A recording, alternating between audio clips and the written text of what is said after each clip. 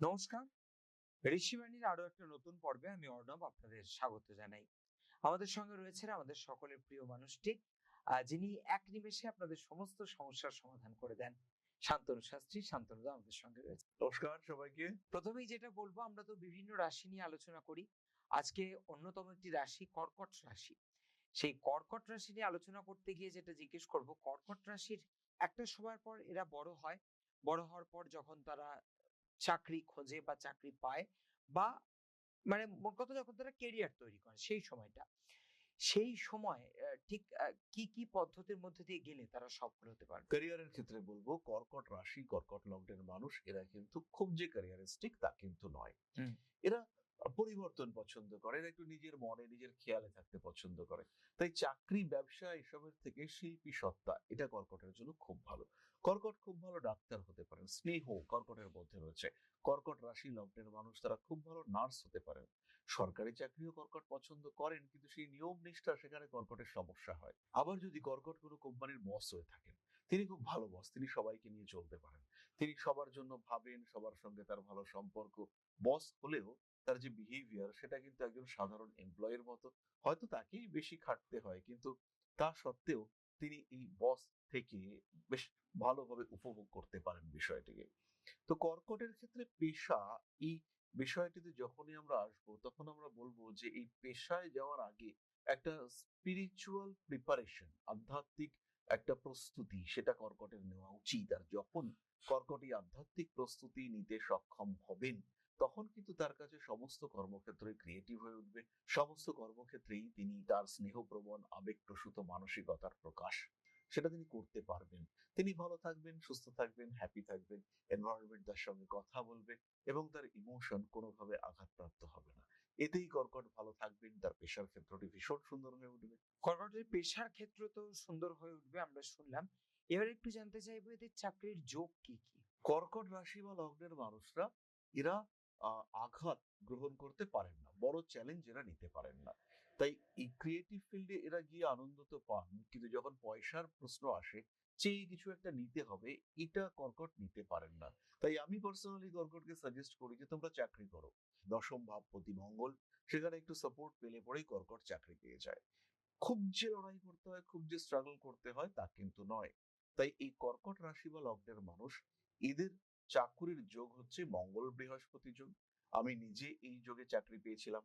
তাছাড়া শনি বৃহস্পতি যোগ, শনি মঙ্গল যোগ, শুক্র শনি যোগ, প্রত্যেকটি ক্ষেত্রে কর্কট চাকরি পেতে পারে। বৃহস্পতি যদি বলবান হয় কুণ্ডলিতে, মঙ্গল যদি বলবান হয় কুণ্ডলিতে, তাহলে খুব সহজেই এরা চাকরি পেতে পারে। দরকার একটু সাপোর্ট, দশার সাপোর্ট, ট্রানজিট সাপোর্ট, এগুলো পেলে এদের চাকরি প্রাপ্তিটা নিশ্চিত হয়ে যায়। এখন যেই সময়টার মধ্যে দিয়ে আমরা যাচ্ছি, সেই সময় দাঁড়িয়ে কর্কট রাশির কারা, কারা চাকরি পেতে পারে? এই অবস্থায় কর্কট রাশির মানুষদের চাকরি পাওয়াটা একটু কঠিন। বরঞ্চ স্বনিযুক্তি পেশায় যদি কর্কট যান, ওকালতি, মেডিকেল প্রফেশন, সেখানে কর্কটের উন্নতি অনেকটা বেশি। তা সত্ত্বেও আমি বলবো যে সমস্ত মানুষের বৃষ রাশিতে, সিংহ রাশিতে বৃহস্পতি রয়েছেন, যাদের জন্ম কুণ্ডলিতে মকর রাশিতে শনিদেব রয়েছেন, সেই সমস্ত কর্কট রাশি বা লগ্নের মানুষদের চাকরি পাওয়ার সম্ভাবনা বেশি। যাদের জন্ম কুণ্ডলিতে মেষ রাশিতে শনিদেব রয়েছেন, তারাও চাকরি পেতে পারে এই সময়। আবার যাদের জন্ম কুণ্ডলিতে সূর্যদেব একটু বলবান হয়ে রয়েছেন, তাদের চাকরি প্রাপ্তির সম্ভাবনা অনেকটাই বেশি। সিংহ রাশিতে দেবগুরু বৃহস্পতি আর মেষ রাশিতে শনিদেবের অবস্থান বা কন্যা রাশিতে শনিদেবের অবস্থান চাকরি পাইয়ে দেবে। বয়স বেড়ে গেছে তো কি হয়েছে, কর্কট আরাম করে চাকরি পেয়ে যাবেন। নিজের পছন্দসই চাকরি, নিজের পছন্দসই ফিল্ড, যেখানে কর্কট হ্যাপি থাকছেন, ভালো থাকছেন, নিজেকে প্রকাশ করবার, জাহির করবার একটা সুযোগ পাচ্ছেন। কর্কট রাশি বা লগ্নের প্রত্যেকটি মানুষ সেখানে কিন্তু একটা ভালো কমফোর্ট জোন ফিল করতে পারবেন। তাদের হ্যাপি থাকার একটা অবস্থান সেখানে সৃষ্টি হতে দেখতে পাওয়া যায়। আমরা কর্কট রাশির যারা জাতক জাতিকা তাদের চাকরি নিয়ে অনেক কথা তো বললাম। কিন্তু এরকমও অনেক মানুষ আছেন যারা হয়তো চাকরি না করে স্বাধীনভাবে ব্যবসা করতে চান। তো তাদের ক্ষেত্রে কি রকম কি ফলাফল হতে পারে? চাকরি না ব্যবসা কোনটা কর্কটকে আমি উপযুক্ত? বলবো চাকরি করাটাই বেটার। ব্যবসা করতে গেলে কর্কটের ওই লাভ লসের হিসেব হয় না। আচ্ছা ঠিক আছে, তুমি বাকি চেয়েছো, দিলাম, কালকে ফেরত চাইতে হবে, ভুলে গেছি। আবার রিটার্ন করতে হবে টাকাটা বা রিটার্ন নিতে হবে টাকাটা, সেটা ভুলে গেছি। একজন এসে বললো যে দাদা দিতে পারছি না টাকাটা, খুব কষ্ট হচ্ছে, ভীষণ প্রেসার, এই মাসটা ছেড়ে দিন। কর্কটের নিজের ঘরে খাওয়ার পয়সা নেই, কর্কট ছেড়ে দিয়ে বসে রয়েছেন। ওই টাকাটা পেলে কর্কটের দিনটা ভালো চলতো, কিন্তু কর্কট তো ছেড়ে দিয়ে বসে রয়েছেন। ফলে এই মানসিকতা, বিহেভিয়ার নিয়ে কর্কট রাশি বা লগ্নের মানুষজন তারা ব্যবসা করতে পারবেন না।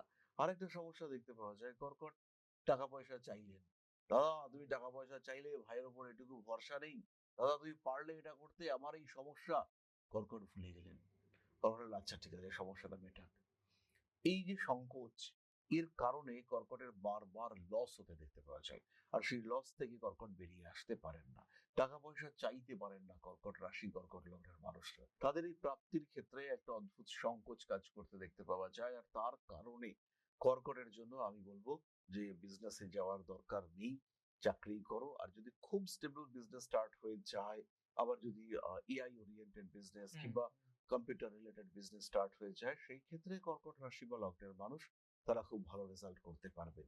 কিন্তু অন্যথায় তাদের উপরে কিন্তু হিউজ প্রেশার আসবে। এমনিতেই এখন কর্মসংস্থানের অনেক দিশা খুলে গেছে। তার মধ্যে শান্তনুবাবু যেভাবে বললেন, সেভাবে যদি আপনারা এগিয়ে চলেন, আশা করি অবশ্যই ফল পাবেন।